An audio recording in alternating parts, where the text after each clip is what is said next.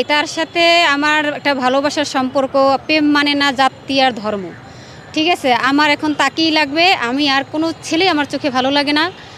এখন আমার তাকেই লাগবে, আমি তাকে ছাড়া কিছুই বুঝি না। এবং সে আমাকে কলঙ্কিনী করছে, সে আমাকে ভালোবাসছে, সেই আমাকে সর্বহারা করছে। এখন আমি বাঁচলে তাকে নিয়েই বাঁচবো, মরলে তাকে নিয়েই মরবো। সে তো বয়স্ক ভাই, বয়স দিয়ে আর কি হবে, সে তো খাটো আপনার চেয়েও। খাটো আল্লাহ বানাইছে, কি করার আছে। খাটো তো আপনার দুনিয়ার পছন্দ, অপছন্দ আপনার ছিল। অপছন্দ ছিল, কিন্তু এখন তো সে মানে যেভাবে করছে, এখন তো সম্পর্কটা তার সাথে হয়ে গেছে। এখন তো তাকে ছাড়া আমি কিছুই বুঝতেছি না। আমাকে মারেন কাটেন যাই করেন, আমার বাঁচতে হলে তাকে লাগবে, নয়তো আমার মরতে হবে, কারণ মরা ছাড়া আমার কোনো পথ নাই। আর বিয়ে ছাড়া কত বছর মানে তার কাছে ছিলেন? 3 বছর টোটালে সম্পর্কটা, তার ভিতরে 1 বছর ধরে গ্যাঞ্জাম, আর 2 বছর গেছে প্রেম করতে করতে, আর 1 বছর ছিল আপনার গভীর সম্পর্ক, ভালো সম্পর্ক। মানে স্বামী স্ত্রীর সম্পর্ক আপনাদের দুজনের একই সাথে ছিল? জি। সেই এত ভালো সম্পর্ক এখন আপনাকে বিয়ে করতে চায় না কেন? কোন অপরাধের কারণে? কি আপনার ভিতরে ত্রুটি পেয়েছে? সেই জিনিসটা আমিও জানি না, সেটাই আমি জানতে চাই যে আমার অপরাধটা কি, কেন সে এখান থেকে গেল পালাইয়া, ভালো সম্পর্কের ভিতর থেকে পালাইয়া গেল, ফিরে আসলো আমার শত্রু হয়ে। কারণ কি, আমার অপরাধ কি, আমি সেটা জানতে চাই। একজন গানের টিচার আপনার মানে সৌন্দর্য মুগ্ধ হয়ে আপনাকে ভালোবেসেছিল, কিন্তু আপনি একজন বৃদ্ধ বয়সী একজন গানের ওস্তাদ, তাকে কি দেখে আপনি ভালোবেসেছেন? তাকে কেন ভালোবাসি, কী জন্য ভালোবাসি, আমি তা কিছুই জানি না। আমি শুধু এটুকুই জানি, তাকে আমি পছন্দ করতাম না।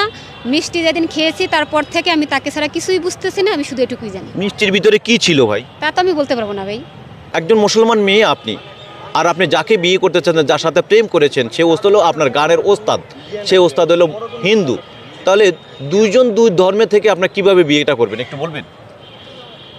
এটা আমি আইনের সাথে কথা বলছি, উকিলদের সাথে, তারা এটা বলছে একটা রেজিস্ট্রি হয়, তো সেটা আমরা আপাতত সেই রেজিস্ট্রির মাধ্যমেই বিয়েটা করতে চাচ্ছি, যেহেতু কে ধর্ম ত্যাগ করতে চাচ্ছি না, সেজন্য আপাতত আমরা এটা করতে চাচ্ছি।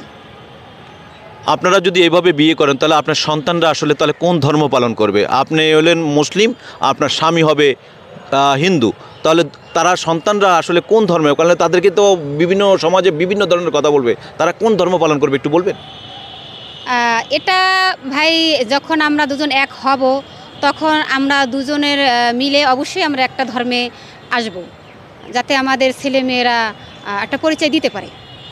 একটু কি পারা যায় না? একটু মুসলমান ধর্মের, মুসলমান একটা সুন্দর সুদর্শন ছেলে, আপনার দেখতে তো অনেক সুন্দর রয়েছেন, তাহলে আপনি মুসলমান ধর্মের একটা ছেলেকে বিয়ে শাদী করা যায় না?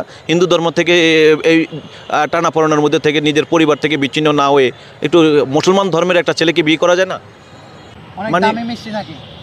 না, মিষ্টি তো মিষ্টি, সেটা কম দামি হোক আর বেশি দামি হোক, মিষ্টি তো মিষ্টি ভাই। এখন মিষ্টি খাওয়ার পর আর তাকে আপনারা ভুলতে পারছেন না? না, তাকে ভুলতে পারতেছি না, এবং মানে আমার চোখে সব থেকে সুন্দর পুরুষ সে। আপনি বলছেন কালো, খাটো, বয়স্ক, সে আপনার কাছে সুন্দর? হ্যাঁ, এখন সে আমার কাছে সব থেকে বেশি সুন্দর, আমার চোখে অন্য কাউকে ভালো লাগে না তাকে ছাড়া। তাকেই লাগবে আপনার? জি। তাকে ছাড়া হবে না? না। লাগবেই? জি। আপনার কি মনে হয় মিষ্টির সাথে কি ছিল বা কি? এটা কালা জাদু ছাড়া আর কিছুই না, এটা কুফুরি, যেটাকে জাদু করে অনেক আমাদের সমাজে অনেক খোঁজ নিলে পাবেন। এই তাবিজের কারণে মানুষ ঘর ছাড়া হয়ে যায়, পাগল হয়ে যায়, অনেক ইতিহাসই আছে আমাদের পৃথিবীতে, বাংলাদেশে। আপনিও তার জন্য পাগল? জি। এই যে আপনি বুঝতেছেন যে আপনাকে কালো জাদু করা হয়েছে বা মিষ্টি খাওয়ায়ে তাকে পছন্দ করানো হচ্ছে, তারপরেও তাকে লাগবে? হ্যাঁ, আমি তো তাকে ছাড়া কিছু বুঝতেছি না, তাকেই আমার লাগবে। আর দ্বিতীয় হচ্ছে, সে যা কিছুই করুক, মানে করে তো আমার সর্বনাশটা করছে, তা এখন আমি তাকে ছাড়া আমি আরেকটা ছেলের কাছে কিভাবে যাব? আমরা তো একটা সমাজ নিয়ে বাস করি, একটা কলঙ্কিনী মেয়েকে কে গ্রহণ করতে চায়? কিন্তু যখন আপনি একজন হিন্দু ধর্ম গ্রহণ করে থাকবে, আপনি মুসলিম ধর্ম থাকবেন, আমরা দুইজন দুই ধর্মে থাকে, সাথে আপনার স্বামী স্ত্রী এক ঘরে থাকবেন, ওই সমাজ আপনাকে কিভাবে গ্রহণ করবে? না, এটা আমাদের সমাজে অ্যাভেলেবেল আছে, হিন্দু মুসলিম বিয়া, খ্রিস্টান মুসলিম বিয়া হয়। হ্যাঁ, তারা ধর্ম দুইজনে একজন এক ধর্মে চলে যায়, হয়তো হিন্দু ধর্মে চলে যায়, নাহলে মুসলিম ধর্মে চলে যায়, এক ধর্ম গ্রহণ করে তারপর তাদের একই সমাজে বসবাস করে, একই ছাদের নিচে বসবাস করে। এখন সেটাই তো কথা, সে তার মুসলমান হওয়ার কথা, এখন সে হবে না, না হলে আইনের মাধ্যমে যার যার ধর্ম শেষে পালন করা যায় এবং বিয়ে করা যায়, তারপরে আমরা মিলিত হয়ে দুজনে একটা ধর্মে যাব, সেটা পরবর্তীতে। এই মুহূর্তে তো আচ্ছা, সে যদি বলে আপনাকে হিন্দু হয়ে যাওয়ার, আপনি কি হবেন কিনা?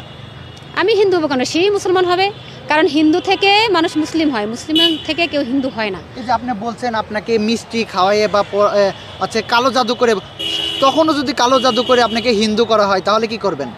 তখন আমার কিছু করার নাই, কারণ এই জাদু এমন একটা জিনিস মানুষকে ঘরের বাহির করে, সংসার ছাড়া করে, সব কিছু করে, এটার উপরে আমার কিছু বলার নেই। এই যে আপনি বলছেন এখন সে যেটা বলবে আপনি তাই শুনতে হয়, দাঁড়া থাকতে বললে দাঁড়ায় থাকতে হয়, বসে থাকতে বললে বসে থাকতে হয়। সে যদি এখন আপনার সামনে এসে বলে তোমাকে হিন্দু হয়ে যাইতে হবে, আপনি হবেন? হ্যাঁ, সে যদি বলে আমি তাও হতে রাজি, কারণ আমার তো কিছু করার নাই, আমি তার ছাড়া কিছু বুঝতেছি না। আপনারা হিন্দু বলেন, মুসলিম বলেন, ধলা বলেন, কালা বলেন, খাটো বলেন, আমি তার ছাড়া কিছুই বুঝতেছি না। তার জন্য পাগল একদম। তার জন্য পাগল আমি। তাকে বিয়ে করতেই হবে, তাকে বিয়ে করতেই হবে, তারে নিয়ে সংসার করবেন। হ্যাঁ। এখন কি অন্য কোনো ছেলে দেখলে ভালো লাগে? না, সে আমাকে মারে, অপমান করে, তারপর আমি তাকে ছাড়া আমার কাউকে ভালো লাগে না। স্কুল জীবনে তো অনেকের ভালো লাগা মন্দ লাগার বিষয়গুলো থাকে, যাদেরকে আপনি পছন্দ করতেন সেও আপনাকে পছন্দ করতো, সেই মানুষগুলোর কথাকে একটু ভেবে তাদের দিকে যাওয়া যায় না? দূর ভাই, আপনারা ক্যামেরা বন্ধ করে নেন। ওকে, ঠিক আছে, হয়ে গেছে।